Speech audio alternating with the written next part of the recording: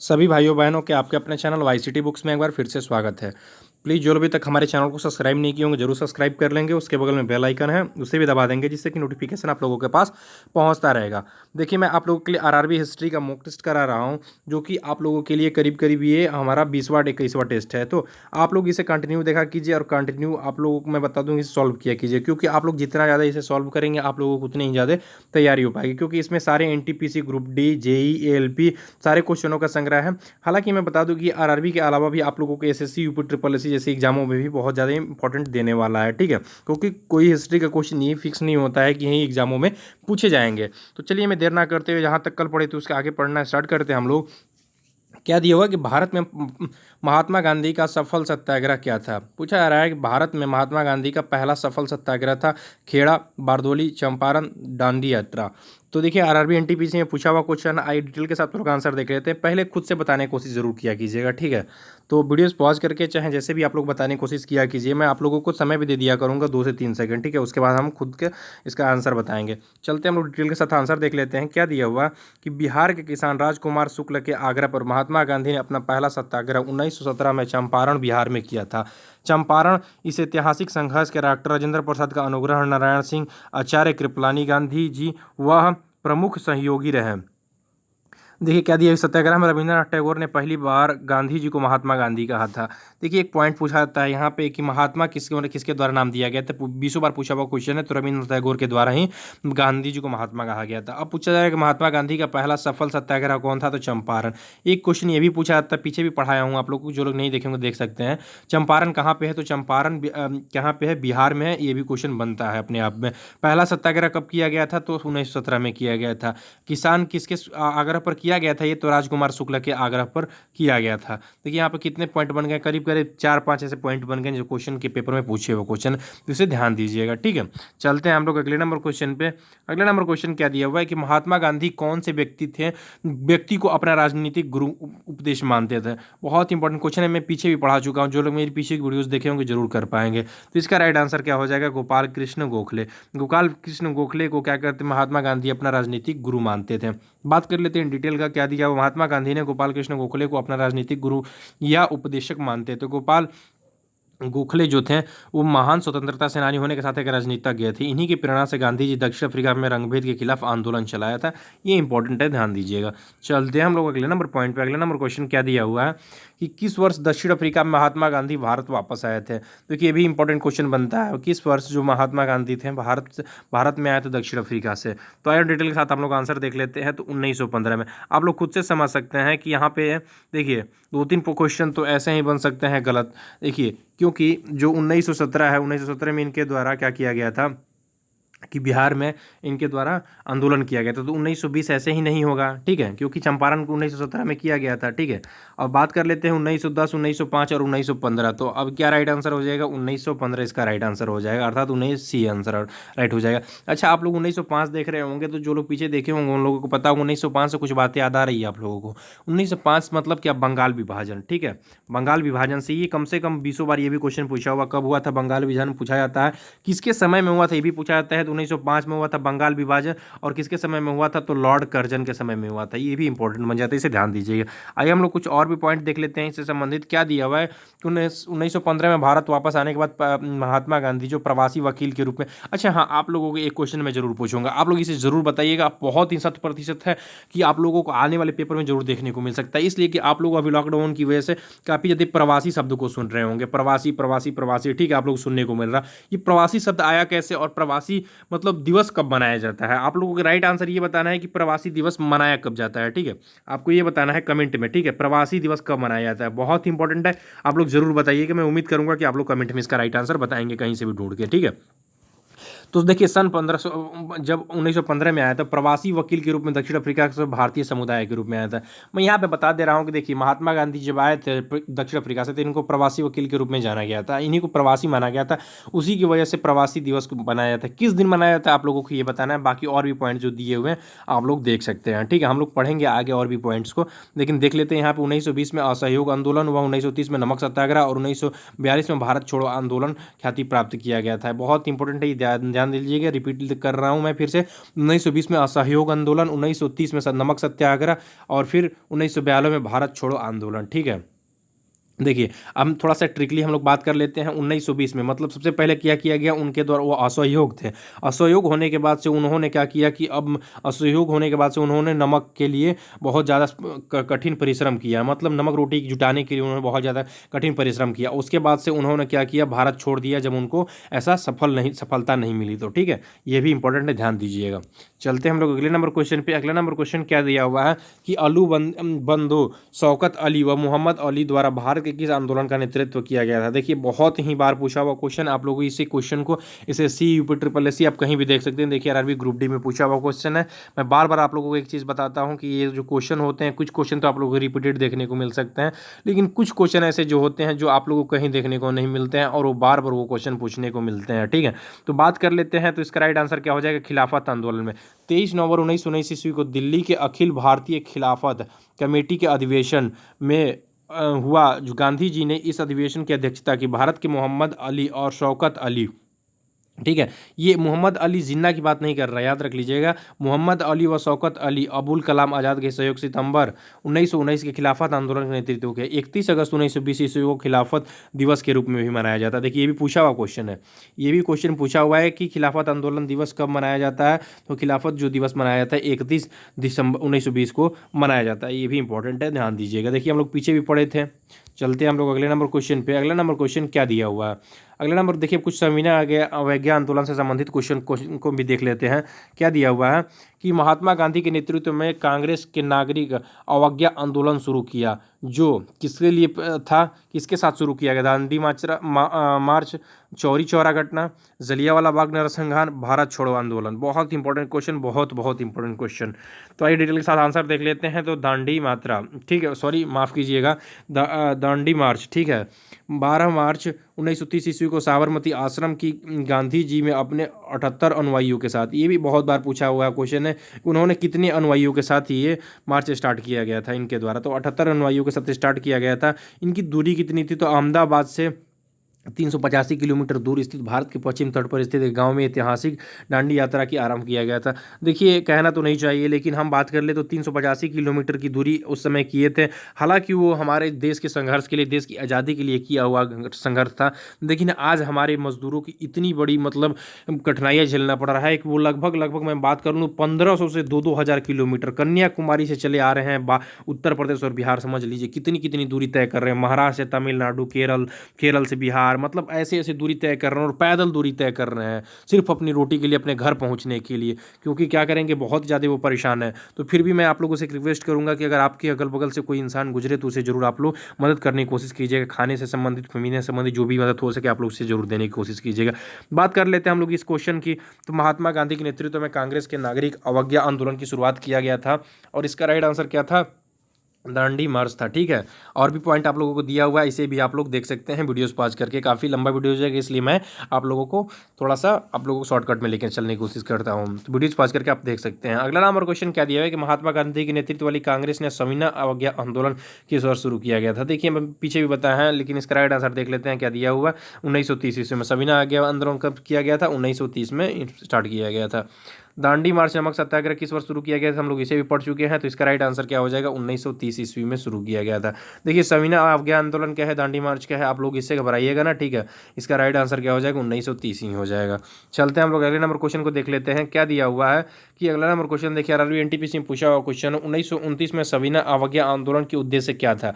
पूछा सकता है कि 1919 में सविनय अवज्ञा आंदोलन का उद्देश्य क्या था। ब्रिटिश सरकार को अपने देशों को पूर्णतः अवज्ञा, चौरी चौरा की घटना का विरोध करना था। ब्रिटिश सरकार के आदेशों को आंशिक अवज्ञा, और क्या दिया हुआ, यह सुनिश्चित करना कि सभी नागरिकों को अधिकार उनके नागरिक अधिकार द्वारा दिए जाएं। ठीक है, बहुत इंपॉर्टेंट क्वेश्चन देखिए पूछा हुआ क्वेश्चन है। मैं देखिए बता दूं कि आप लोगों की, देखिए पीछे भी बताया हूं कि आप लोगों की जो NTPC के क्वेश्चन होते हैं ना, अब इजी जो है वो एकदम खत्म कर चुका है। ठीक है, आप लोगों को मॉडरेट देखने को मिलेंगे या तो हार्ड देखने को मिलेंगे। क्यों मैं ऐसा कह रहा हूँ, आप लोगों को डराने की कोशिश नहीं कर रहा हूँ, लेकिन मैं सच्चाई बता रहा हूँ। क्योंकि भाई देखिए पेपर का जो लेवल है ना वो बहुत ही ज़्यादा बढ़ चुका है, और इसलिए बढ़ चुका है क्योंकि लगभग 1.67 करोड़, 1.97 करोड़, 1 करोड़ 35 लाख लोग, 40 लाख लोग फॉर्म भर रहे हैं आरआरबी ग्रुप ग्रुप डी में और एनटीपीसी में। तो इस तरह के क्वेश्चन आप लोगों को सर्टेन है कि इसी तरह के क्वेश्चन आप लोगों को देखने को मिलेंगे, टफ क्वेश्चन देखने को मिलेंगे, ठीक है।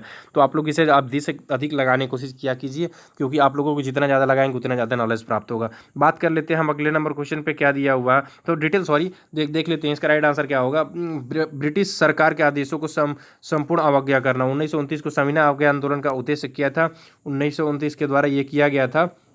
और इसका कहाँ पे किया गया था, विरुद्ध लाहौर अधिवेशन के नाम से भी इसे हम लोग जानते हैं, इंपॉर्टेंट है, ध्यान दीजिएगा, ठीक है। भारतीय राष्ट्रीय कांग्रेस द्वारा ब्रिटिश साम्राज्य के विरुद्ध लाहौर अधिवेशन 1929 में सविनय अवज्ञा आंदोलन की घोषणा किया गया। इसका लक्ष्य भारत में पूर्ण स्वाधीनता प्राप्त करना था। यह आंदोलन 6 अप्रैल 1930 ईस्वी को प्रारंभ हुआ। सविनय अवज्ञा आंदोलन के अंतर्गत निम्नलिखित में कार्यक्रम हुए थे, ठीक है। नमक कानून का उल्लंघन एवं स्वयं नमक बनाना, सरकारी सेवाओं शिक्षा केंद्रों की उपाधियों का बहिष्कार, महिलाओं द्वारा शराब अफीम व विदेशी कपड़ों की दुकानों पर शांतिपूर्ण धरना, समस्त विदेशी वस्तुओं का बहिष्कार, कर अदायगी पर रोक, ब्रिटिश सरकारों के आदेशों को संपूर्ण अवज्ञा। देखिए इस तरह के क्वेश्चन आप लोगों को हो सके तो एनटीपीसी में नहीं देखने को मिले, लेकिन यहाँ से भी किसी भी पॉइंट से आपको क्वेश्चन उठा के दे सकता है, किसी भी पॉइंट से जितने पॉइंट दिए हैं कहीं से भी क्वेश्चन उठा के मिल सकता है। लेकिन आप लोगों की जो यूपी पीसीएस वगैरह की जो एग्जामें होती हैं वहाँ पे आप लोग आसानी से इसकी देख सकते हैं, ठीक है। इस तरह के क्वेश्चन आप लोगों को देखने को मिलते हैं, ठीक है।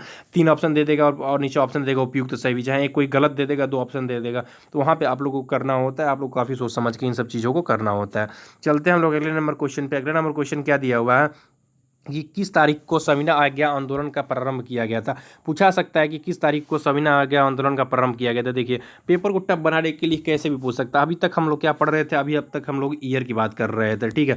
लेकिन यहाँ पे तारीख दिया हुआ है, देखिए देख रहे हैं ना, ये बहुत ही इंपॉर्टेंट बन जाते हैं, पेपर टफ करने का ये तरीका है और कुछ नहीं है। तो देखिए यहाँ पे तारीख दे दिया हुआ, अब 1930 भी दिया, 1931 भी दिया। तो 1930 तो हम लोग जानते हैं, लेकिन अब भैया हम लोग इसके साथ भी हम लोग को ये भी जानना होगा कि तारीख क्या होगा, ठीक है। तो 12 मार्च 1930 को, कब 12 मार्च 1930 को गांधी जी ने अपने 78 समर्थकों के साथ साबरमती में स्थित आश्रम में लगभग 241 मील दूरी, ठीक है, तय किया था। लगभग 24 दिनों और 6 अप्रैल को 1930 को दांडी पहुंचकर गांधी जी ने नमक कानून तोड़ा और सविनय अवज्ञा आंदोलन की शुरुआत किया था। इंपॉर्टेंट है, जिसे ध्यान दे सकते हैं। चलते हैं हम लोग अगले नंबर क्वेश्चन पे। अगला नंबर क्वेश्चन क्या दिया हुआ है, 1930 में सविनय अवज्ञा आंदोलन की प्रथम चरण के तहत नमक सत्याग्रह कि महात्मा गांधी के नेतृत्व में मैराथन मार्च किस स्थान की शुरुआत किया गया था। साबरमती, दांडी, बॉम्बे और दिल्ली। तो हम लोग इसका राइट आंसर पढ़ चुके हैं, लेकिन फिर भी देख लेते हैं, ठीक है। इसका राइट आंसर क्या हो जाएगा, इसका राइट आंसर साबरमती हो जाएगा।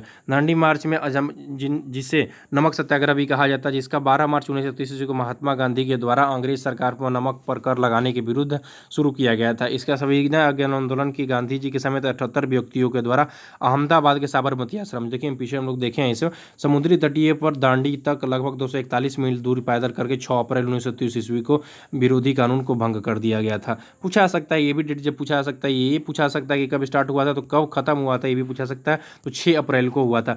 6 अप्रैल के बाद एक आता है 7 अप्रैल को। 7 अप्रैल से संबंधित कुछ चीज़ें आप लोगों को पता होगी। क्या होगा, 7 अप्रैल को हम लोग स्वास्थ्य दिवस मनाते हैं। क्या मनाते हैं, स्वास्थ्य दिवस मनाते हैं। और इसी दिन WHO है, वर्ल्ड हेल्थ ऑर्गेनाइजेशन है, इसी की स्थापना हुई थी। 7 अप्रैल 1948 को इसकी स्थापना हुई थी। ये भी इंपॉर्टेंट है, इसे ध्यान दीजिएगा, ठीक है। चलते हैं हम लोग अगले नंबर क्वेश्चन पे। अगला नंबर क्वेश्चन क्या दिया, 1930 में महात्मा गांधी ने किसके विरुद्ध दांडी यात्रा को आयोजन किया था। कांग्रेस के दमन, हरिजनों पर अत्याचार, सामुदायिक पुरस्कार, नमक पर कर लगाने। देखिए आरआरबी जेईई में पूछा वो क्वेश्चन है, लोग जान चुके हैं।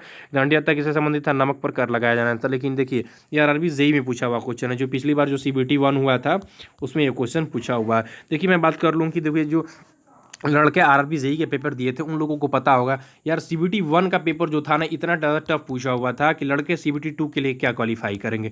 जो बंदे अगर नॉन टेक्निकल पढ़े होंगे ना, वही इंजीनियर बने होंगे। मैं रियलिटी बता रहा हूँ, जो बंदे नॉन टेक्निकल पढ़े होंगे वही इंजीनियर बने होंगे, क्योंकि बहुत ही कम लड़के जो हैं, बहुत ज़्यादा ऐसे लड़के हैं कि जो CBT 2 के लिए बहुत परिपक्व थे, बहुत ज़्यादा उनके पास नॉलेज था CBT 2 क्वालिफाई करने के लिए, लेकिन CBT 1 ही नहीं क्वालिफाई कर पाए यार। वो उनके मतलब इतना ज़्यादा प्रॉब्लम फेस करना पड़ा और GS में, रीजनिंग में, जो भी है आप लोगों को मैथ वगैरह में, कि वो CBT 2 के लिए क्वालिफाई ही नहीं कर पाया। तो समझ लीजिए नॉन टेक्निकल के बिना कुछ भी नहीं होने वाला है। अभी देख लीजिए, अभी यूपी की बात कर लें, अभी लेखपाल की वैकेंसी आने वाली है। यूपी की बात कर रहे हैं, सॉरी यूपी की बात कर रहे हैं। इसमें अभी जेईई का भी पेपर होने वाला है, ध्यान दीजिएगा, इसमें जेईई का भी पेपर होने वाला है। जो जेईई का पेपर होने वाला है, तो क्या जेईई का पेपर आसान होने वाला है? आप लोग देखे होंगे सिलेबस 500 का, यहाँ पे अलग अलग डिवाइड कर दिया गया। ये 500 जो है ना भैया सिर्फ नॉन टेक्निकल की बात कर रहा है, नॉन टेक्निकल, और ये 500 है ये टेक्निकल की बात कर रहा है। अब ये जो 500 जो नॉन टेक्निकल है इसमें आप लोग समझ सकते हैं, इसमें कंप्यूटर से लेकर हिस्ट्री से लेकर पॉलिटी से लेकर इकोनॉमिक्स से लेकर जियोग्राफी से लेकर हर चीज़ को, हर क्वेश्चन आप लोगों को देखने को मिलेंगे। तो जब तक आप लोग इसे क्वालिफाई नहीं कर पाएंगे तब तक आप इंजीनियर बनने का ख्वाब छोड़ सकते हैं। तो कहने का मतलब आप लोगों का मेरा ये है कि आप लोग जेई हो चाहे आप किसी भी एग्जाम को दे रहे हैं, नॉन टेक्निकल टेक्निकल, तो बिना नॉन टेक्निकल के आप लोगों को कुछ नहीं होने वाला है। उसमें भी आप लोगों के जो हिस्ट्री वगैरह से जो क्वेश्चन होते हैं, पॉलिटी वगैरह से क्वेश्चन होते हैं, ये सब क्वेश्चन आप लोगों को 100% तैयार होने चाहिए, क्योंकि यही क्वेश्चन आप लोगों को मेरिट में आप लोगों का स्थान दिलाते हैं। ठीक है, चलते हम लोग अगले नंबर क्वेश्चन को देख लेते हैं। क्या दिया हुआ है कि तमिलनाडु में हुए नमक सत्याग्रह का नेतृत्व किसने किया था? सी राजगोपालाचारी, के कामराज, पोटी श्री रामालल्लू, श्री सुब्रमण्यम। तो इसका राइट आंसर देखिए, आरआरबी एनटीपीसी में क्वेश्चन पूछा हुआ है, तो इसका राइट आंसर देखिए। अब बहुत ही टफ क्वेश्चन बन गया। नमक सत्याग्रह तो हम लोग जनरली पढ़ते आए हैं कि दांडी यात्रा के नाम से जानते हैं, गांधी जी के द्वारा किया गया था, 1930 में किया गया था, और 1930 में ही 6 अप्रैल को खत्म हो गया था। तो ये सब चीज़ें हम लोग तो जनरली आमतौर पर पढ़े हुए इस चीज़ को जानते हैं। लेकिन अब देखिए क्या दिया हुआ है, तमिलनाडु में हुए नमक सत्याग्रह का नेतृत्व किसने किया था। अब पूछा जा रहा है कि वहाँ से किसके द्वारा नेतृत्व किया गया, तो आई डिटेल देख लेते हैं क्या दिया हुआ है।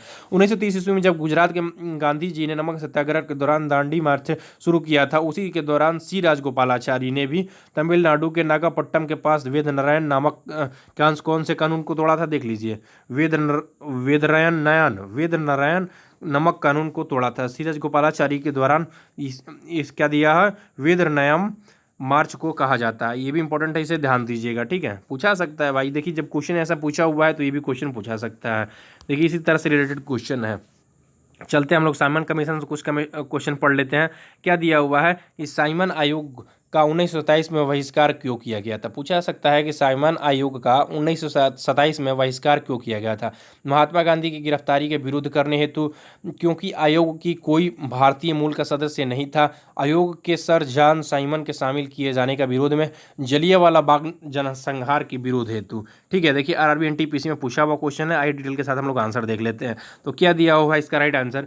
इसका राइट आंसर जो दिया हुआ है बी दिया हुआ। साइमन कमीशन में भारतीयों के द्वारा बहिष्कार इसीलिए किया गया क्योंकि कमीशन के सदस्य अंग्रेज थे, कोई भी भारतीय मूल का सदस्य नहीं था। ठीक है, 1927 में कांग्रेस अधिवेशन में सर्वसम्मति में साइमन कमीशन का बहिष्कार का फैसला किया गया।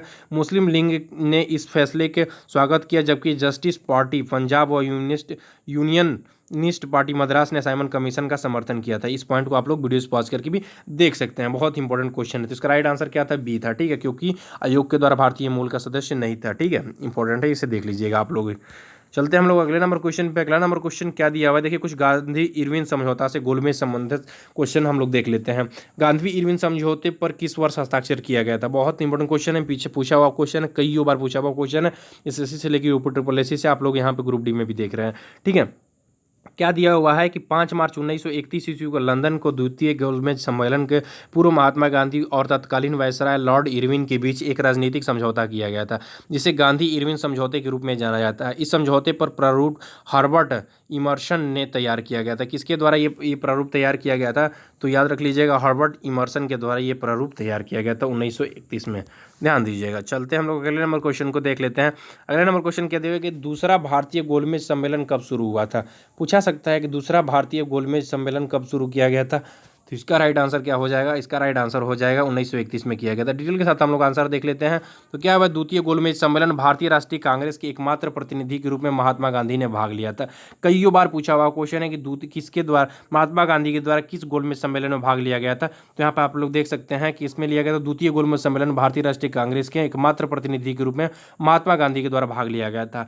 यहाँ पे देख लीजिए कि यह सम्मेलन लंदन के सेंट पैलेस में 7 सितंबर 1931 ईस्वी से 1 दिसंबर 1931 तक चला था। प्रथम गोलमेज सम्मेलन की बात भी कर ले हम लोग तो 12 नवंबर 1930 में, और तीसरा गोलमेज सम्मेलन जो था वो 17 नवंबर 1932 में हुआ था। याद रख लीजिएगा, इसे हम लोग देख सकते हैं। ठीक है, याद रख लीजिएगा 1930 के बाद में हम लोग प्रथम देखे थे तो 1931 में ही आएगा, 1931 के बाद 1932 में आएगा। तो इसे भी आप लोग पॉइंट टू पॉइंट इसे नोट कर सकते हैं। अच्छा, एक पॉइंट 1930 से संबंधित क्वेश्चन आप लोगों को याद आ रहा होगा कि पंडित जवाहरलाल नेहरू के द्वारा, आप लोगों से एक क्वेश्चन और भी मैं पूछ रहा हूँ, एक क्वेश्चन जो पीछे पूछा हूँ उसका भी राइट आंसर आप लोग बताइएगा। ये प्रवासी दिवस किस दिन मनाया जाता है? और एक क्वेश्चन आप लोग को बताइए कि 1930 ईस्वी को पंडित जवाहरलाल नेहरू के द्वारा कहाँ पे झंडा फहराया गया था।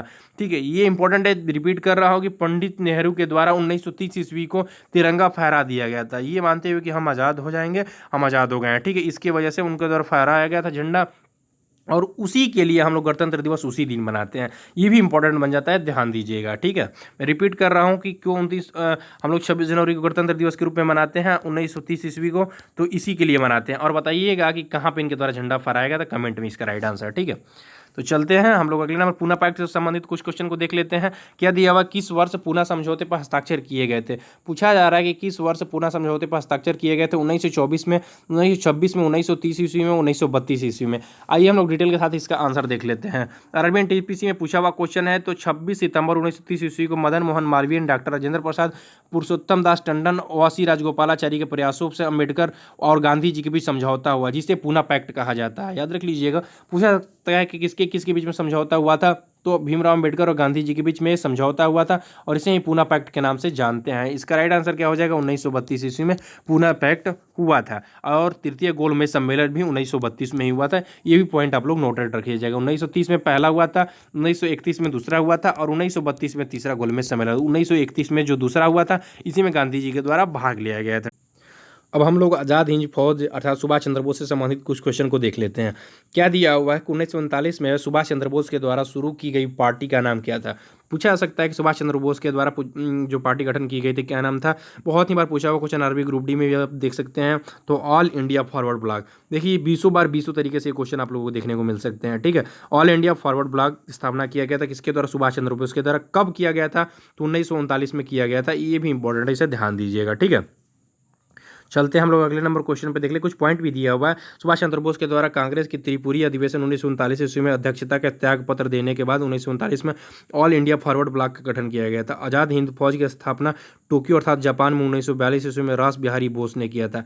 भारतीय कम्युनिस्ट पार्टी ने भारत की एक साम्यवादी दल जिसकी स्थापना 26 दिसंबर 1925 ईस्वी को कानपुर में एम.एन. राय के द्वारा किया गया था। इंपॉर्टेंट है, इसे ध्यान दीजिएगा, आप लोग देख लीजिएगा। ठीक है, चलते हैं हम लोग अगले नंबर क्वेश्चन की बात कर लेते हैं। क्या दिया हुआ है कि किस वर्ष सुभाष चंद्र बोस के द्वारा आज़ाद हिंद फौज की, देखिए क्वेश्चन वहीं सेम पूछ दिया। तो देखिए यहाँ पे देखिए 39 नहीं दिया हुआ है, आज़ाद हिंद फौज की बात कर रहा है। ठीक है, नहीं, आज़ाद हिंद फौज की बात कर रहा है, सॉरी, कम्युनिस्ट पार्टी के द्वारा सुभाष चंद्र बोस के द्वारा ये बात नहीं किया गया है। ठीक है, यहाँ पे क्या दिया हुआ है, यहाँ पे बात किया जा रहा है कि आज़ाद हिंद फौज की कब गठन किया गया था, तो ये 1943 में किया गया था। यहाँ पे पॉइंट देख, सुभाष चंद्र बोस के दौरान 1943 में आज़ाद हिंद फौज के लिए पुनर्गठन सिंगापुर में किया गया, जिससे सिंगापुर में आज़ाद हिंद फौज की अस्थायी सरकार की नींव रखा गया था। और भी पॉइंट आप लोग दिया हुआ देख सकते हैं। ठीक है, अच्छा एक पॉइंट यहाँ पे दिया हुआ है कि क्या दिया हुआ है कि 14 अगस्त 1945 को आत्मसमर्पण करने के बावजूद आज़ाद हिंद फौज की सेना ने हार नहीं मानी थी। इंपॉर्टेंट है, इसे भी ध्यान दीजिएगा। ठीक है, क्योंकि जानते हैं क्या किया गया था इनके द्वारा, ये आत्मसमर्पण करने के बाद से भी ये मतलब अपने आप को भागते रहें। आप लोग एक फिल्म नहीं देखे होंगे, तो आप लोग वहाँ पे देख सकते हैं कि अब एक फिल्म है हिटलर की करके, कुछ शायद फिल्म है, मैं देखा था उसे।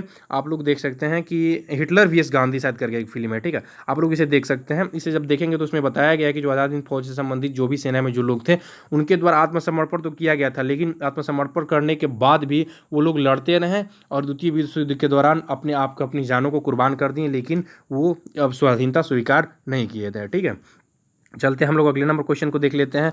3 INA जवानों की प्रसिद्ध सुनवाई ट्रिब्यूनल्स के समय में वकील कौन था, तो आइए हम लोग देख लेते हैं। आरआरबी जेईई में पूछा हुआ क्वेश्चन है, तो इसका राइट आंसर क्या होता है, भूलभाई देसाई। डिटेल और भी दिया हुआ है, आप लोग इसे भी देख सकते हैं। ठीक है, आप लोग वीडियोस पॉज करके एक बार डिटेल को देख लीजिएगा। चलते हैं हम लोग अगले नंबर क्वेश्चन को। क्या दिया हुआ है, इंडियन नेशनल आर्मी के गठन किसके द्वारा किया गया था, तो पूछा सकता है कि इंडियन नेशनल आर्मी का गठन किसके द्वारा किया गया था, मनमोहन सिंह के द्वारा, सुभाष चंद्र बोस के द्वारा, चंद्रशेखर आजाद के द्वारा, रास बिहारी के द्वारा किया गया था। आई डिटेल के साथ हम लोग आंसर देख लेते हैं, तो मोहन सिंह के द्वारा। आज़ाद हिंद फौज इंडियन नेशनल आर्मी की स्थापना का विचार सर्वप्रथम कैप्टन मोहन सिंह के मन में आया। तत्पश्चात 28 मार्च 1942 ईस्वी को टोक्यो जापान में रह रहे भारतीय रास बिहारी बोस ने इंडियन नेशनल आर्मी का गठन किया था। आप लोग और भी डिटेल आप लोग इसे देख सकते हैं। इसका राइट आंसर क्या हो जाएगा, Mohan Singh. Indian national army का गठन किसके द्वारा किया गया था, तो मोहन सिंह के द्वारा। देखिए हम लोग सुभाष चंद्र बोस के कम्युनिस्ट पार्टी वगैरह को जानते हैं, चाहे विभिन्न प्रकार की पार्टियों को हम लोग जो जनरली हम लोग चलते हैं उनको पार्टी जानते हैं, लेकिन इंडियन नेशनल आर्मी पार्टी की बात कर रहा है तो हम लोग तो ये कभी जल्दी देखने को नहीं। तो आज़ाद हिंद फौज की बात कर लें तो इंडियन नेशनल आर्मी की स्थापना किया गया था। विचार सर्वप्रथम कैप्टन क्या दिया, मोहन सिंह के मन में आया था। तत्पश्चात 28/1942 को टोक्यो जापान में इसकी जो है गठन कर दिया गया था। किसके द्वारा विचार लाया गया था, तो ये मोहन सिंह के द्वारा ही विचार लाया गया था। चलता वीडियोज पास करके भी आप लोग इसे देख सकते हैं और भी पॉइंट दिया हुआ है। अगला नंबर क्वेश्चन क्या दिया हुआ है कि नेताजी सुभाष चंद्र बोस ने निम्नलिखित दलों में से किसकी स्थापना किया था। तो हम लोग इसकी राइट आंसर भी पढ़ चुके हैं। ऑल इंडिया फॉरवर्ड ब्लॉक की स्थापना किया गया था। किसके द्वारा किया गया था, नेताजी सुभाष चंद्र बोस के द्वारा स्थापना किया गया था। ठीक है, चलते हैं हम लोग अगले नंबर क्वेश्चन की बात कर लेते हैं। अगला नंबर क्वेश्चन क्या दिया हुआ है कि आज़ाद हिंद फौज नेशनल आर्मी INA का गठन कब किया गया था। तो हम लोग पढ़ ही चुके हैं इसका राइट आंसर क्या हो जाएगा, 1942 में हो जाएगा। आप लोग इसे वीडियोस पॉज करके देख सकते हैं। ठीक है, चलते हैं हम लोग अगले नंबर क्वेश्चन पे। अगला नंबर क्वेश्चन क्या दिया हुआ है कि इंडियन नेशनल आर्मी ने ब्रिटिश शासन के अंडमान और निकोबार द्वीप में वापस ले लिया और इन्हें क्या नाम दिया था। पूछा जा सकता है कि इंडियन नेशनल आर्मी ने ब्रिटिश शासन से अंडमान और निकोबार द्वीप वापस ले लिया और उन्हें क्या नाम दिया था। स्वराज द्वीप, शहीद और स्वराज द्वीप, फ्री द्वीप, स्वतंत्र और स्वराज द्वीप। और डिटेल के साथ हम लोग आंसर देख लेते हैं। तो क्या दिया हुआ, आज़ाद हिंद फौज की सफलतापूर्वक स्थापना का श्रेय रास बिहारी बोस को दिया गया था। अक्टूबर 1943 ईस्वी के सुभाष चंद्र बोस क्या दिया, सुभाष चंद्र बोस को आज़ाद हिंद फौज के सर्वोच्चतम सेनापति बनाया गया था। और बाकी आप लोग डिटेल दिया हुआ है, आप लोग देख सकते हैं। इसका राइट आंसर क्या था, शहीद एवं स्वराज द्वीप के रूप में बनाया गया था। चलते हैं अगले नंबर क्वेश्चन पे। अगला नंबर क्वेश्चन क्या दिया हुआ है कि इंडियन नेशनल आर्मी की स्थापना किसके द्वारा किया गया था। हम लोग इसे भी पढ़ चुके हैं। किसके द्वारा किया गया था, रास बिहारी बोस के द्वारा किया गया था। ठीक है, यहाँ पे क्या दिया हुआ है कि नेशनल आर्मी की बात कर रहा है, तो हाँ राइट, रास बिहारी बोस के द्वारा, जो हम लोग पीछे देख चुके हैं। देख लीजिए, यहाँ पे भी दिया हुआ है। क्या दिया हुआ है कि रास बिहारी बोस के द्वारा अक्टूबर 1943 में सुभाष चंद्र बोस के आज़ाद हिंद फौज का सर्वोच्चतम सेनापति बनाया गया था। ठीक है, याद रख लीजिएगा इसे। ठीक है, अगले नंबर क्वेश्चन पे चलते हैं। अगला नंबर क्वेश्चन क्या दिया हुआ है, अगला नंबर क्वेश्चन क्या दिया हुआ है कि देशबंधु नवयुवक संघ का गठन किसने किया था। पूछा जा सकता है कि देशबंधु नवयुवक संघ का गठन किसके द्वारा किया गया था। तो इसका राइट आंसर क्या हो जाएगा, इसका राइट आंसर है तिरुपुर कुमरन के द्वारा किया गया था इसकी स्थापना। ठीक है, ये भी इंपॉर्टेंट क्वेश्चन है, आप लोग देख सकते हैं। इस तरह के क्वेश्चन भी देखने को मिलते हैं, जो क्वेश्चन आप लोग कहीं भी नहीं सुने होंगे, यहाँ पे देख सकते हैं। ठीक है, क्योंकि भाइयों ये क्वेश्चन आप लोगों को NTPC या ग्रुप D में देखने को मिल सकते हैं, क्योंकि यहाँ पे लड़कों को छांटना होता है। लड़कों को संख्या ज़्यादा हो जाने की वजह से इनको कम करना होता है। आप और भी देख सकते हैं, पॉइंट यहाँ पे दिया हुआ है। ठीक है, क्या दिया हुआ, सुभाष चंद्र बोस के पिता कौन थे। देखिए, बहुत इंपॉर्टेंट क्वेश्चन ये पूछा हुआ क्वेश्चन है। मैं इसे SSC में भी क्वेश्चन को इसको देख रहा हूँ। ठीक है, सुभाष चंद्र बोस के पिता के बारे में हमेशा पूछता है, सुभाष चंद्र बोस के पिता कौन थे। तो इसका राइट आंसर हो जाएगा जानकी नाथ बोस थे। ठीक है, जानकी नाथ जो बोस थे सुभाष चंद्र बोस के पिता थे। और भी पॉइंट दिया हुआ है, आप लोग इसे देख सकते हैं। अच्छा, एक जो वक्तव्य है जो हमेशा सुनने को मिलता है, क्या, तुम मुझे खून दो मैं तुम्हें आज़ादी दूंगा, ये नारा किसके द्वारा दिया गया था। और दिल्ली चलो नारा, ये दोनों किसके द्वारा दिया गया था। तो ये सुभाष चंद्र बोस के द्वारा ही दिया गया था। आप लोग देख सकते हैं वीडियोस पॉज करके, और भी सारी जो पॉइंट दी हुई हैं। ठीक है, तो भाइयों देखिए, इसमें अब मैं बता दूं कि इसमें जो भी क्वेश्चन थे आप लोगों को लगभग जितने भी क्वेश्चन थे, मैं लगभग 25 से 30 क्वेश्चन कराया हूँ आप लोगों को। मैं बता दूं कि आप लोग जो भी हमारे चैनल को सब्सक्राइब नहीं करें, जरूर सब्सक्राइब कर लेंगे। और मैं इसके पहले भी करीब 19-20 मॉक टेस्ट ऑलरेडी अपलोड कर चुका हूँ। तो प्लीज़ आप लोग उसे देखिए और उसे लगाइए, क्योंकि जितना ज़्यादा आप लोग लगाएंगे उतनी ज़्यादा आप लोगों को नॉलेज होगा। क्योंकि मैं इसे आंसर हिडन करने की कोशिश करता हूँ, आप लोग खुद से इसका अनुभव कीजिए कि हम लोग कितना आंसर कर पा रहे हैं सही से। क्योंकि यही क्वेश्चन जो है NTPC में पूछे हुए क्वेश्चन आप लोग देख रहे हैं कि रिपीटेड क्वेश्चन है, और बार बार पूछे हुए क्वेश्चन, एक ही प्रकार के क्वेश्चन आप लोगों को ग्रुप D में और NTPC में, चाहे JEE में, चाहे LP की बात कर लें, पूछे हुए क्वेश्चनों का संग्रह है। तो प्लीज़ आप लोग इसे लगाया कीजिए। आप लोग इसे जितना अधिक से अधिक आप लोग खुद का स्वावलंबन मतलब अपने से किया कीजिए। ठीक है, तो प्लीज़ आप लोग हमारे चैनल को सब्सक्राइब कर लीजिए, बेल आइकन के लिए नोटिफिकेशन भी दबा दीजिएगा। और आप किसी प्रकार की बुक्स को परचेज करना चाहते हैं तो हमारे YCT का ऑफिशियल साइट पर जाकर वहाँ से बुक्स को परचेज कर सकते हैं। अदरवाइज लिंक दिया हुआ है, आप वहाँ से अमेजन फ्लिपकार्ट से भी बुक्स को परचेज कर सकते हैं। मैं बता दूँ कि आप लोगों को नंबर भी दिया, व्हाट्सएप नंबर, वहाँ से भी कॉन्टैक्ट करके आप लोग ऑनलाइन डिलीवरी भी इसकी करवा सकते हैं बुक्स की। तो थैंक यू दोस्तों, और वीडियो अच्छा लगे तो लाइक ज़रूर कीजिएगा। थैंक यू दोस्तों, थैंक यू।